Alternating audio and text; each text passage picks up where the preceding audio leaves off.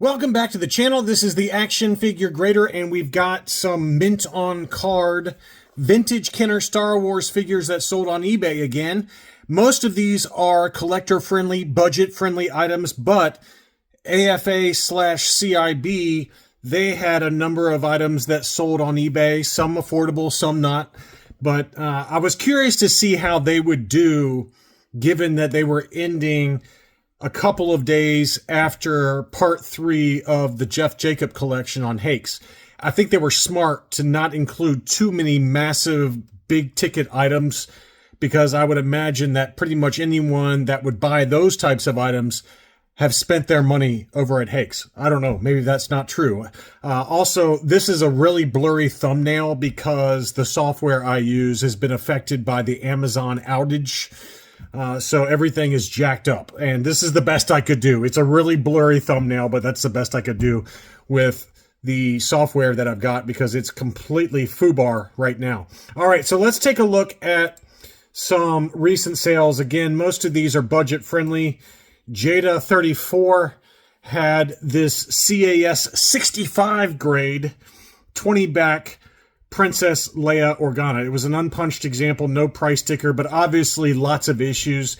You can see the blister on this thing is mangled. Man, that somebody stepped on that in the middle of the night. I guess it's better to step on your 20 back G Princess Leia instead of 20 back G. It's better to step on this in the middle of the night rather than a Lego. All right, I can tell you that. It's a lot more comfortable on the foot, but this is a lot more valuable of an item. So unfortunately, this one was pretty rough, but I was curious to see where it would sell since it is graded. I don't know if this is necessarily a grade-worthy item. It probably would have sold for the exact same price or thereabouts if it had been ungraded. Maybe less, I don't know. There's that tipping point, right? Where does it make sense to grade something or not? It's a 20 bag Leia. And it does present really nicely. I mean, you know, it's unfortunate that the blister is so damaged, but it is factory sealed and it is unpunched. But $371 is a sales price. I think I like to believe that it would sell for about that same price ungraded. I don't know what they got. The blister got a 75 there. I think that this is a typo. I think the figure score was a 75. Because of the mold or whatever. I mean, this thing's got a lot of issues, right? There's got mold on the leg of Leia there. And the blister is not a 75. So I think that CAS got it mixed up. It's the blister is the 60 and the figure is a 75. But you can make an argument it's a 60 for the figure too with that mold that's on there. So that was a pretty rough item. But I was curious to see where it would sell given how low grade it was. Here was a beauty. This was ungraded, and this is kind of an example of the opposite of what I'm talking about, is that I think that even if this was graded, I'm not sure if it would have sold for that much more money. Maybe a couple of $100, but then you're talking that's about what it costs to grade, right? But this was a beautiful 31 back walking photo, Luke Bespin, unpunched with a Children's Palace price sticker. And it's probably about 80 grade condition, maybe a 75 plus with the edge wear that you see around the back there.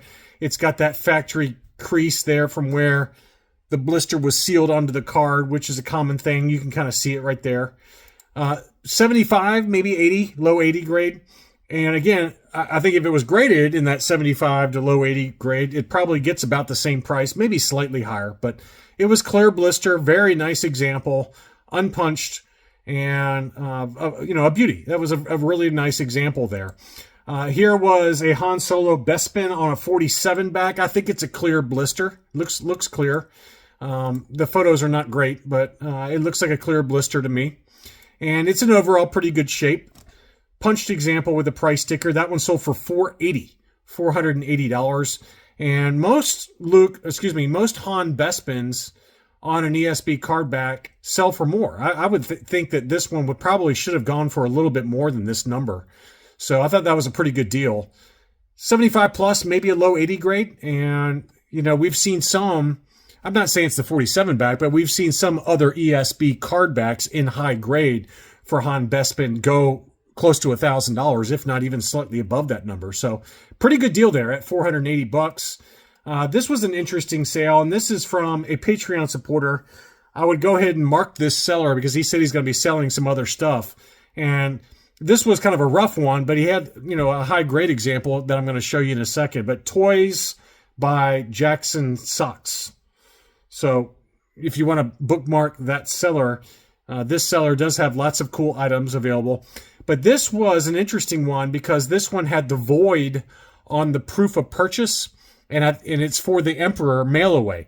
So I think for some mail away Emperors that's supposed to come in the box with the baggie and, the catalog, for some of them, if they ran out, they just sent a mint on card and they voided out the proof of purchase on the back. So that's what this was. Obviously rough condition, but I think that they kind of bent the card all up and sent it that way. So that's why it's so rough. $68 though for that. So it's just kind of a piece of collecting history for those that are aware of this. It's a mail away Emperor, and I think it's when Kenner would run out of stock, which I don't know how because there's so many of those boxed Emperors, but maybe they had temporary shortages as they were producing, so they just sent a mint on card. Very bizarre happenstance that it happened, but I've seen a few of these like that. So that one sold for $68. But he had this one, which was an AFA 85 yellowed blister 65 back A Lando. Mervin's price sticker, it was punched, and this was an 85 grade, 80, 85, 85. That one sold for $283.66. Pretty nice example there. Probably an ex-Hakes purchase. So he just said he was going to sell off a few items, and this was one of them. Next up was a Kia Mall on kind of a rough card. It did have a $5 written on the front of the card back there. That one sold for $130.26. And this seller had a number of kind of budget-friendly mint-on cards that I wanted to point out. This was the Reese on the Tri logo. Blister's actually pretty good shape on this one. Light edge wear to it. Got an outside chance at an 80 grade. That one sold for $105.50. He had this clear, or she had this clear blister Klaatu. Now, it was wavy. I admit that. I freely admit that. But maybe you stack it on put a stack of books underneath a stack of books and straighten that card out. And we just talked about how at Hakes it was labeled an AFA 85 clear blister Klaatu, but it had yellowed since grading. This one's still a true clear blister, and that one sold on Hakes for like $3,800, $3,900, whatever the number was. It was a huge number. But this is a true clear blister, and it didn't sell at $100. It did not sell at $100. So take that for what you will about that Hakes data point.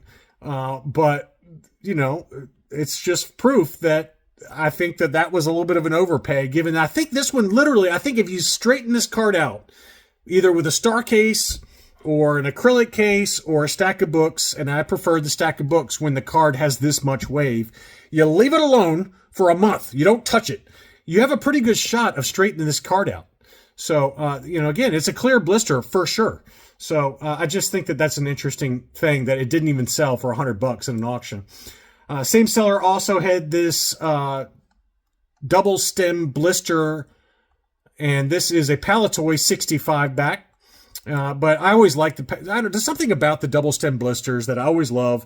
This one was a true clear blister, and the Palatoys just have that kind of, it's just a slight little think that is a little bit different than the Kenner examples. You got that big black bar under the logo. You got the double stem blister, the big black bold in the back of the card. It's just really cool. I don't know what it is about Palatoys. I love Palatoys. That one sold for $158.38. We had an AFA 80 yellowed blister 77 back for Bush. This one sold for $212.61. Pretty good deal there. I mean, ungraded, these can go for $160 to $180 all day long. So I thought that was a good deal. And some more from Jada 34. We had a yellowed blister 65 back sensor scope R2D2.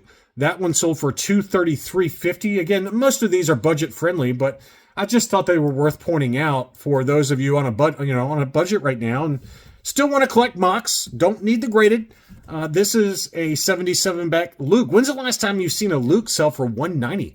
And this one was in overall pretty good shape. It had some very faint creasing on the back of the card there, but doesn't really show on the front of the card. This has got an outside chance at a low 80 grade, I think. But that's a great deal for $190. I thought that was a really good deal. And then we get on to the CIB items, and this is where the prices escalate just slightly, but a lot of these are very desirable character card back combinations. And obviously, Luke Farm Boy on any card is pretty desirable, but this was a clear blister transition 21 back for the ESB line, 75 plus grade. And that one sold for $1,000. Pretty good deal, pretty fair deal. It's not a steal by any means, but probably about what it's worth for a 75 plus grade.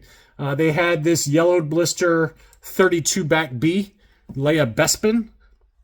That's beautiful gold paint on her, and she's got that kind of quizzical look like, what are you doing?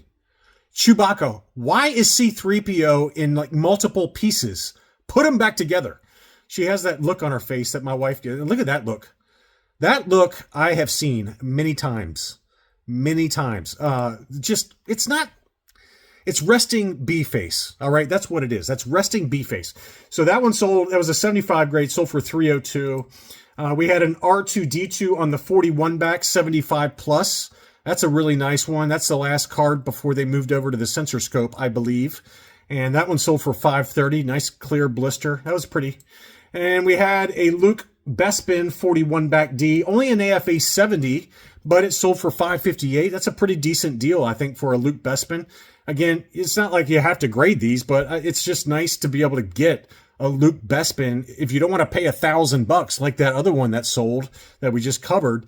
This is a great deal for a graded Luke Bespin, and this has got kind of the mustard hair.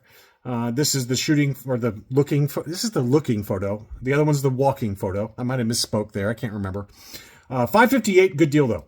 We had a Han Solo Hoth AFA 75 plus, slightly yellowed blister. That one sold for $301. Another very fair deal there. C-3PO removable limbs. This is on the 47 back, clear blister, which this one does tend to yellow for some reason. So that's why this one sold for so high, 75 plus, and it still sold for $633. It's just one of those ones that does tend to yellow for some reason. C-3PO does not react well being put in a blister. Nobody puts C-3PO in a blister. And we had a Kenner Canada Shaman, the Duloc Shaman, AFA 85 plus as well. And that one only sold for $227.50. That's a pretty good deal. 85, 85, 90 for the Kenner Canada version. And it is yellowed. I get that, but it was an 85 plus grade. So $227.50, great deal. We had the original, well, yeah, this is the original. It's got the long play logo for the Land Speeder. And this one was a factory sealed 70 plus grade. That one sold for $771. Obviously, it's not the collector series. A collector series in a 70 plus would probably go for like half that price. But this is a 70 plus, and this is the 1978 version. So tougher to find that one. And then finally, for the big boy items, that is probably like a Hakes quality item. This is a Toy Galaxy Shelf Talker display, but it's an AFA 90 grade. And that's a very nice centerpiece for some collection.